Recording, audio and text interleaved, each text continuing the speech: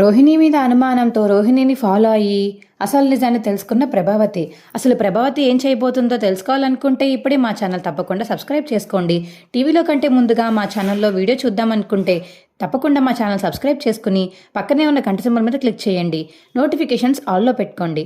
అప్పుడే మేము చేసే వీడియోలు మీకు రోజు వస్తాయి. ఇంకా రోహిణి అయితే సుగుణమ్మతో ఫోన్లో మాట్లాడుతూ ఉంటుంది. అమ్మ, అంతా బాగానే ఉంది, నువ్వెలా ఉన్నావు, చింటూ ఎలా ఉన్నాడు అని రోహిణి మాట్లాడుతుంటే అప్పుడే ఆ పక్క నుంచి ప్రభావతి అయితే వెళ్తుంది. అమ్మ, నేను మంచిగానే ఉన్నాను అని చెప్పేసి రోహిణి మాట్లాడుతుంటే, ఏంటి అమ్మనా, అమ్మెవరు, రోహిణికి అమ్మ లేదు కదా అని చెప్పేసి ప్రభావతికి డౌట్ వచ్చి రోహిణి అని లోపలికి వెళ్తుంది రూమ్లోకి. రోహిణి అయితే సడన్గా ఫోన్ కట్ చేస్తుంది. అదేంటమ్మా, ఎవరితోనో ఫోన్లో మాట్లాడుతున్నావు కదా, అలా కట్ చేసేసావేంటి, ఎవరితో మాట్లాడుతున్నావు, అమ్మ అంటున్నావేంటి, నీకు అమ్మ లేదు కదా అని ప్రభావతి అడుగుతుంటే, అది అమ్మ కాదా అత్తయ్య, అది వేరే వాళ్ళు, కస్టమర్ని కొంచెం మంది నాకు మమ్మీలా ఫీల్ అవ్వు అని చెప్పేసి అంటూ ఉంటారు, అందుకని వాళ్ళతో మాట్లాడుతున్నాను. రేపు కస్టమర్ ఇంటికి రమ్మని చెప్పారు క్లయింట్, వాళ్ళకి మేకప్ వేయాలి, సో ఆవిడ కొంచెం నాకు బాగా అలవాటు, అందుకని అలా పిలుస్తాను అంతే అత్తయ్య అని చెప్పేసి రోహిణి చెప్తుంటే ప్రభావతి మాత్రం నమ్మకుండా, ఇదేంటి రోహిణి ఎంత చెప్తుందో నాకు మాత్రం మనసు ఒప్పుకోవట్లేదు, ఏంటంటారు, తను ఏమైనా నా దగ్గర దాస్తుందా, తన గతం గురించి నాకు ఏమైనా తెలియదా అని చెప్పేసి ప్రభావతి అయితే మనసులో అనుకుంటుంది. సరే అమ్మా, నువ్వు మాట్లాడుక అయితే అని చెప్పేసి ప్రభావతి బయటికి వచ్చేస్తుంది. ఇదేంటి, కొంపతి సత్యకి డౌట్ వచ్చిందా ఏంటి, రాదులే, ఎలాగోలా కవర్ చేశాను కదా, అయినా నా గతం గురించి వీడు తెలియదు కదా, కొంచెం జాగ్రత్తగా ఉంటే మంచిది అని రోహిణి అయితే మనసులో అనుకుంటుంది. మళ్ళీ చింటూ వాళ్ళకి ఫోన్ చేస్తుంది. అమ్మ, మీరు ఇల్లు మారదాం అనుకున్నారు కదా, ఆల్రెడీ ఇక్కడ ఇల్లు చూశాను కదా, ఇవాళ షిఫ్ట్ అయిపోతారు కానీ నేను వస్తాను అని చెప్పేసి రోహిణి అయితే చింటూ వాళ్ళకి ఫోన్ చేసి చెప్పి ఫోన్ కట్ చేస్తుంది. రోహిణి అయితే రెడీ అయ్యి బయలుదేరుతుంటే, ఎక్కడికమ్మా అని ప్రభావతి అడుగుతుంటే, చెప్పాను కదా అత్తయ్య, ఇవాళ క్లయింట్కి మేకప్ వేయాలని, వేరే ఊరు వెళ్ళి వేసి రావాలి అని రోహిణి చెప్పడంతో ప్రభావతికి డౌట్ వచ్చి, సరేనమ్మా వెళ్ళు అని రోహిణి వెనకాతలే ఆటోలో ఫాలో అవుతూ వెళ్తుంది. అదేంటి, క్లయింట్ వేరే ఊరని చెప్పింది కదా, కానీ ఈ సైడ్ పల్లెటూరులో ఎవరు అంతలా మేకప్ వేయించుకునే వాళ్ళు ఎవరున్నారు అని ప్రభావతి ఆలోచిస్తూ ఉంటుంది దారిలో. రోహిణి అయితే చింటు వాళ్ళ ఇంటికి వెళ్ళిపోయి అక్కడైతే దిగుతుంది.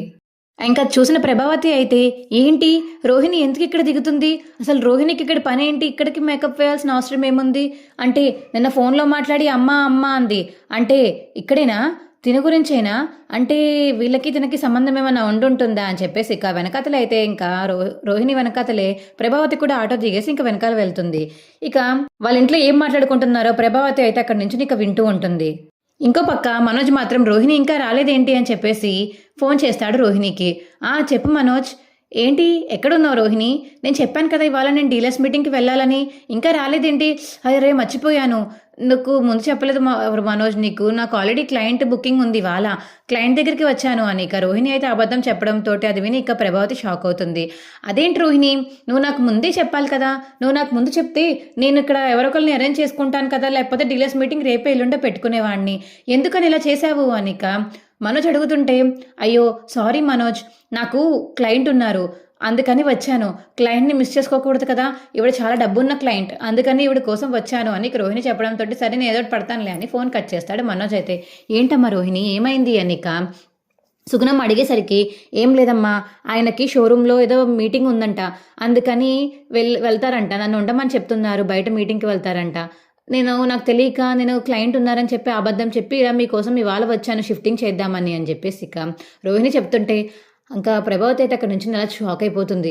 అంటే అమ్మ అని పిలుస్తుందంటే సుగుణమ్మ రోహిణి వాళ్ళ అమ్మ అన్నమాట, అంటే చింటూ తిన కొడుక, ఆల్రెడీ పెళ్ళయి పిల్లను దాన్ని మా మనోజ్కి ఇచ్చింది అంటగట్టానా, మా మనోజ్ జీవితాన్ని నాశనం చేశాను నేను అని చెప్పేసి రోహిణిని గురించి చూస్తూ ప్రభావతి అయితే అక్కడి నుంచి బాధపడుతూ ఏడుస్తూ ఉంటుంది.